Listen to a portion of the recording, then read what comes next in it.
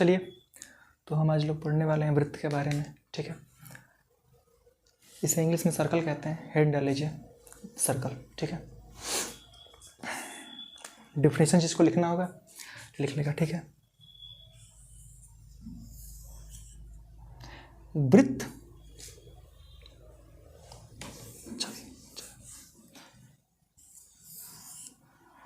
लिखिए, वृत्त एक ऐसे बिंदु का बिंदुपथ होता है जिसके अभ्यंतर, अभ्यंतर मतलब अंदर, जिसके अभ्यंतर स्थित किसी बिंदु की उसके परिध पर स्थित प्रत्येक बिंदुओं से, ये इसका परिधि होता है, सरकमफेरेंस जिसे इंग्लिश में कहते हैं।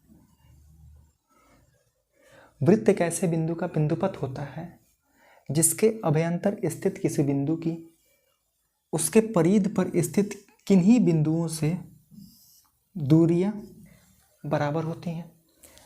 जिस बराबर दूरी को हम त्रिज्या कहते हैं, इसे आर से व्यक्त करते हैं। ठीक है, बस इतनी सी डिफिनेशन है सर्कल के बारे में। अब हम काम की बातें पे ध्यान देंगे। ठीक है, चलिए, जैसे ये सर्कल हो गया। ठीक है, ये इसका सेंटर है वो। ठीक है, अब देखिए, जैसे अगर हमसे कोई पूछे कि वृत्त की स्पर्शी क्या होती है, हम छोटी छोटी बात पहले बता दे रहे हैं कि स्पर्शी क्या होती है, जीवा क्या होती है। ठीक है, तो उन सब बातों के बारे में पता रहेगा तो फिर बातें अच्छी तरह आपको समझ में आएंगी। ठीक है, पहली बात स्पर्शी। वृत्त की स्पर्शी क्या होती है, इसे इंग्लिश में टेंजेंट कहते हैं। ठीक है, वह रेखा जो वृत्त को किसी एक बिंदु पे छूकर जाए, वह रेखा उस वृत्त की स्पर्श रेखा कहलाती है।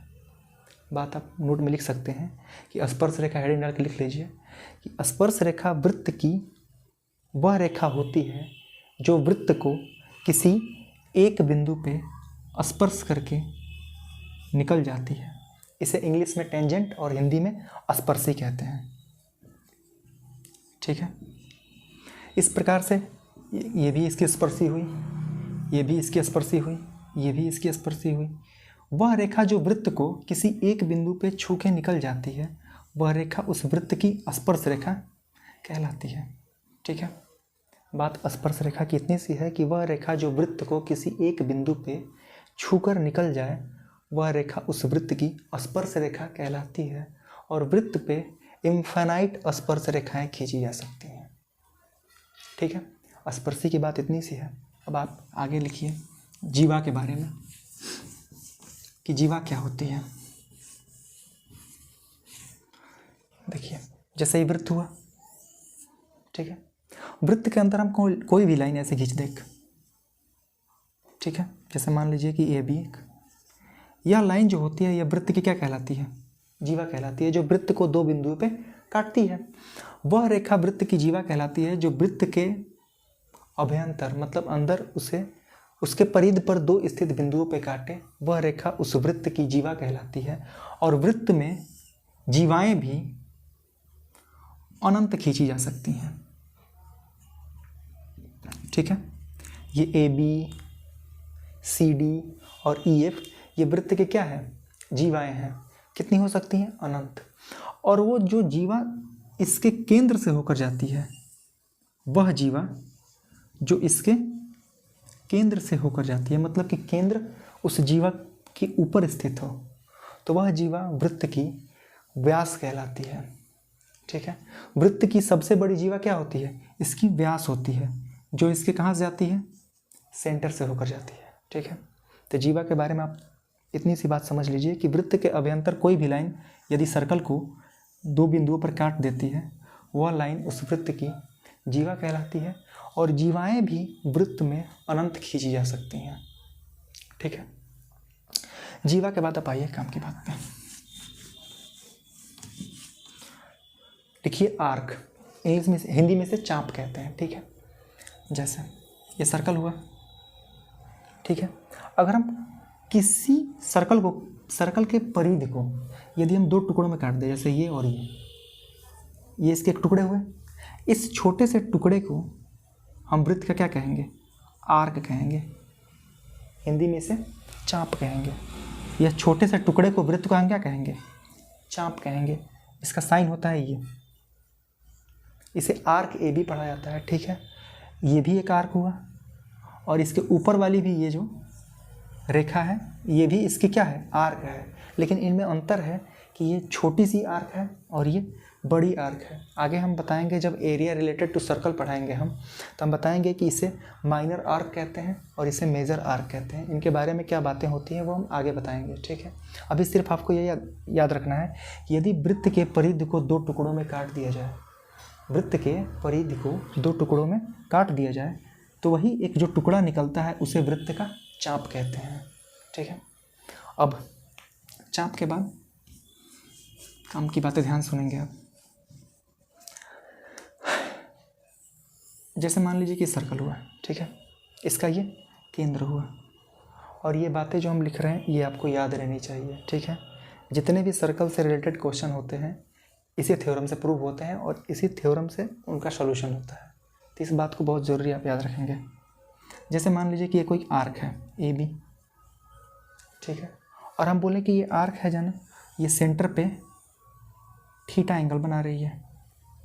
सेंटर पे कितना एंगल बना रही है? थीटा। ये चाप वृत्त के केंद्र पर कितना एंगल बना रहा है? थीटा। अब ये जो चाप है ये अपने सम्मुख मतलब कि अपोजिट साइड में, सरकमफेरेंस मतलब परिधि पे कहीं भी एंगल बनाएगा ना, तो ये क्या बनाएगा? सेंटर पे बने एंगल का हाफ, आधा बनाएगा। यदि कोई आर्क केंद्र पर थीटा कोण बनाता है तो वह परिधि पर θ/2 का कोण आंतरिक करता है। ये परिधि पे कहीं भी आंतरिक करेगा तो ये क्या करेगा? θ/2 ही करेगा कहीं भी। लेकिन हाँ, इस आर्क के आगे यहाँ तक भी करेगा ये, तो क्या करेगा? θ/2। यहाँ भी करेगा तो ये क्या करेगा? θ/2। मतलब कि कोई आर्क सेंटर पे जितना एंगल बनाता है वह उस आर्क के सम्मुख सरकमफ्रेंस पे बने एंगल का डबल होता है, या सरकमफ्रेंस पर बना एंगल सेंटर पे बने एंगल का हाफ होता है, ठीक है। अब ये आर्क अपने सम्मुख में आधा बनाता है, ना कि यहाँ पे पीछे के बारे में हम आगे बात कर रहे हैं, ठीक है। अब ये कहीं भी आगे बनाएगा, क्या बनाएगा? θ/2। तो आप इस चीज़ को नोट में लिख सकते हैं, किसी चाप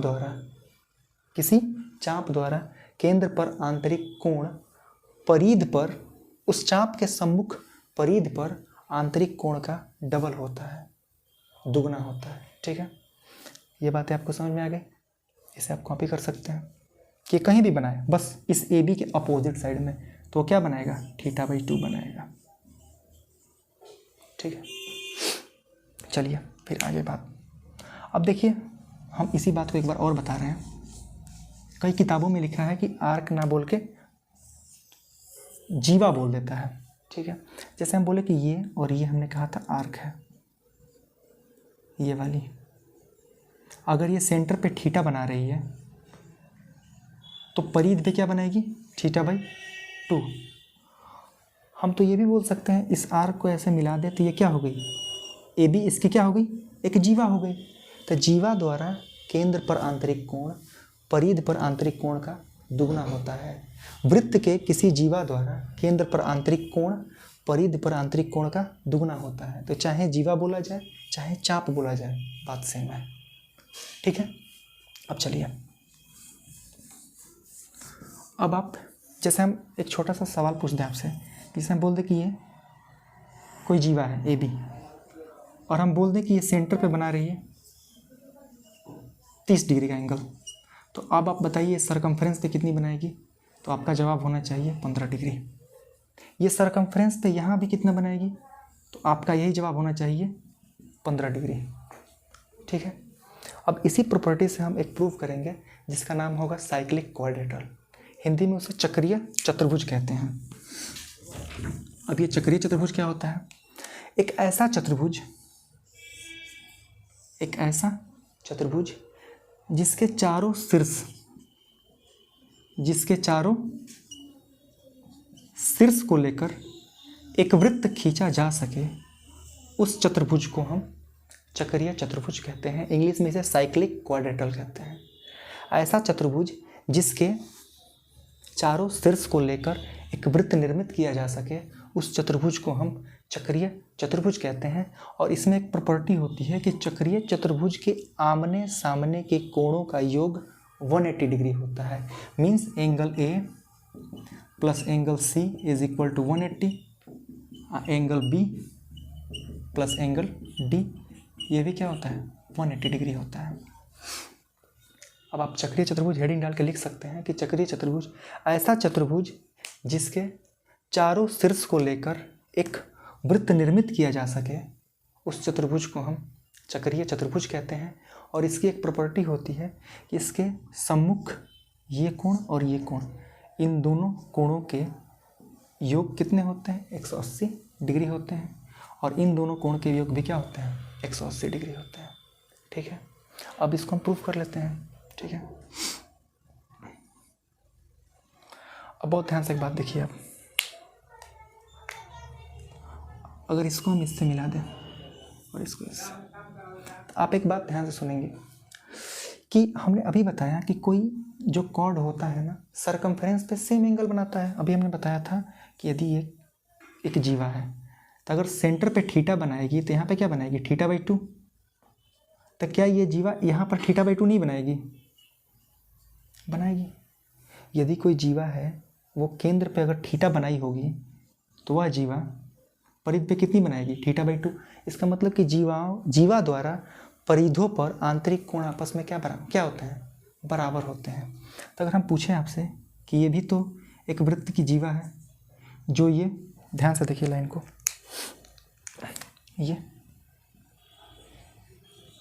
परिध हुआ। अगर ये एंगल हम बोल दें कि थीटा है तो आपका जवाब होना चाहिए सर जी ये एंगल भी थीटा होगा, क्योंकि ये दोनों क्या हैं सेम आर्क है। ये वाली लाइन सेम आर्क है। अब ये सरकमफ्रेंस पे यहाँ बनाए तो भी थीटा बनाएगी और यहाँ बनाए तो भी थीटा बनाएगी। ठीक है, अब हम आपसे पूछें कि ये भी तो एक जीवा है और ये भी परिध पर कोण बना रही है, तो यहाँ पे अगर हम बोल दें कि ये अल्फ़ा होगा तो आपका जवाब होना चाहिए कि सर जी ये भी क्या होगा अल्फ़ा होगा, क्योंकि ये जीवा इधर परिध पे बराबर कोण आंतरिक करेगी। ठीक है, इसी प्रकार से हम आपसे पूछें कि ए बी के बारे में बताइए तो आप कहेंगे कि ए बी इधर एंगल बना रही है। अगर हम इस एंगल को गामा बोल दें तो आपका जवाब होगा कि सर जी ये भी एंगल क्या होगा गामा ही होगा। ठीक है, अब ये लास्ट बचा जीवा ए डी। अगर ये यहाँ पे एक्स बना रहा है तो आपका जवाब होगा सर जी ये भी यहाँ पे क्या बनाएगा एक्स ही बनाएगा। हमने कुछ नहीं किया है, हमने एक एक करके सभी जीवाओं को इनके परिध पे बने कोण को हमने बराबर कर दिया है। हमने बोला कि ये डीसी जीवा जो है ये इस परिध पे थीटा बनाएगी तो इस परिध पे भी क्या बनाएगी थीटा ही बनाएगी। तो फिर आपने कहा कि ये भी तो एक जीवा है, तो ये भी हमने कहा कि ये भी एंगल अल्फ़ा और अल्फ़ा सेम बनाएगी। फिर आपने कहा कि ए भी तो एक जीवा है, तो ये भी एंगल गामा और इस परिध पे भी गामा बनाएगी। अब लास्ट बचा ए डी। हमने कहा कि ये अगर परिध पे एक्स बना रहा है तो इसका भी एक्स होगा। और फिर अब आप कहेंगे कि यदि यह चतुर्भुज है तो इनके चारों इंटीरियर एंगल जो होंगे इनका सम 360 आना चाहिए। तो हम कहेंगे ठीक है, ये सबको जब जोड़ेंगे आप तो आपको मिलेगा 2 alpha plus 2 theta plus 2x plus 2 gamma is equal to 360 degree. 2 से सब कट जाएगा ना, तो आपको मिल जाएगा alpha plus theta plus X plus gamma is equal to 180 degree. अब आप बताइए बहुत ध्यान से देख के, alpha plus gamma theta plus X, तो ये जो अल्फ़ा प्लस गामा है उसके जगह पे हम एंगल डी लिख सकते हैं, और ये थीटा प्लस एक्स है उसके जगह पे हम क्या लिख सकते हैं एंगल बी लिख सकते हैं। तो इनका सम क्या आ गया 180। अब आपको पता होगा कि चतुर्भुज के चारों अंतः कोण का योग क्या होता है 180 डिग्री 360 डिग्री होता है।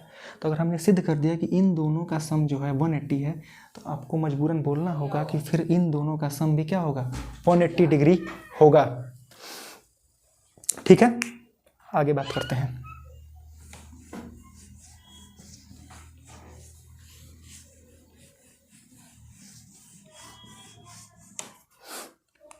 ठीक है, अब आगे बात करते हैं